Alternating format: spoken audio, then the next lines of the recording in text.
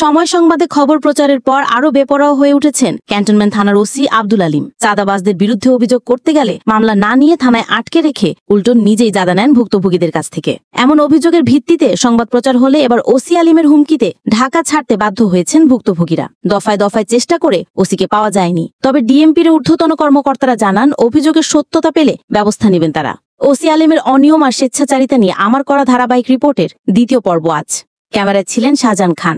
থানার ওসি সাহেব আমারে কইল যে আপনি হন্তে চলে যান, আমি ন্যায় বিচার চাই, আমি বাঁচতে চাই। দোসরা জন সময় সংবাদের নিজের বিরুদ্ধে সংবাদ দেখে একদিন পরই অভিযোগকারীদের শায়েস্তা করতে হাজির হন ওসি আলিম। সিসি ক্যামেরার ফুটেজে ধরা পড়ে সেই দৃশ্য।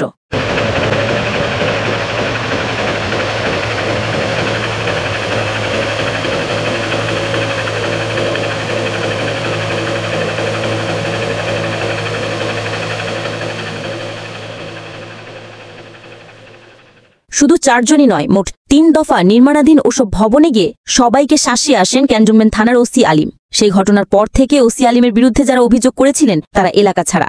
বন্ধ হয়ে গেছে নির্মাণাধীন ভবনগুলোর সব ধরনের কাজ।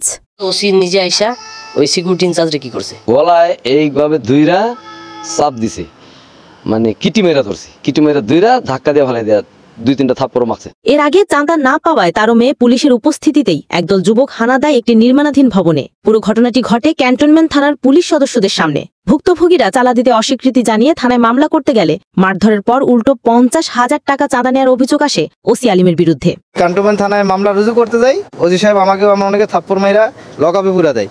বলছে সারাতে গেলে 50,000 টাকা লাগবে। পরে আমি 50,000 টাকা দিলাম, দেওয়ার পর টাকাটা ওনার ছাড়লো না, সেটা আমারও ছাড়লো না, আমারও রাইখা দিল। ভুক্তভোগীরা সে সময় অভিযোগ করেন, ওসির নির্লিপ্ততা সুযোগে চাঁদাবাজরা বেপরোয়া হয়ে ওঠে ইসিবি মানিকদি এলাকায়। এসব নিয়ে পুলিশ সদর দপ্তর সহ সরকারি বেসরকারি বেশ কয়েকটি সংস্থায় লিখিত অভিযোগ করে ভুক্তভোগীরা, কিন্তু কোনো সুরাহা হয়নি। এসব নিয়ে সংবাদ প্রচারিত হয় 2রা জুন। সংবাদ প্রচারের পর এখন খোঁজ মিলছে না ওসির বিরুদ্ধে অভিযোগ দেওয়া শাহজাহান নামের এক ব্যক্তির। আসাদ নামের অপর এক অভিযোগকারী অজ্ঞাত স্থান থেকে মোবাইলে জানান ওই এলাকায় আর ফিরবেন না তিনি। ওসি সাহেব আমারে কইল যে আপনি এখন তো চলে যান, মানে ওনার জন্য আমি চলে গেলাম। এখানেই শেষ না, ইসিবি এলাকার এক ব্যবসায়ীর কাছ থেকে আর্থিক সুবিধা চেয়ে না পেয়ে তাকেও হয়রানি করেন ওসি আলিম। আমি অর্থনৈতিকভাবে খুব খারাপ অবস্থায় যাচ্ছিলাম। আমি ওনার অনৈতিক সে আবদারগুলো রাখতে পারিনি, রাখতে না পারায় উনি আবার সেই যে আওয়ামী লীগ নেতা আমাকে মামলাগুলো দিয়ে আমাকে জেল খাটাইছে মাসের পর মাস, তার সাথে যোগসাজশে আমাকে আওয়ামী দোষর ট্যাগ লাগায় আমাকে ছাত্র জনতার মামলা দেওয়া শুরু করে, আমাকে বারবার আমাকে হয়রানি করতেছে। আমি তার হয়রানির কারণে আমার বাসা বাড়িতে আমি কোথাও থাকতে পারতেছি না।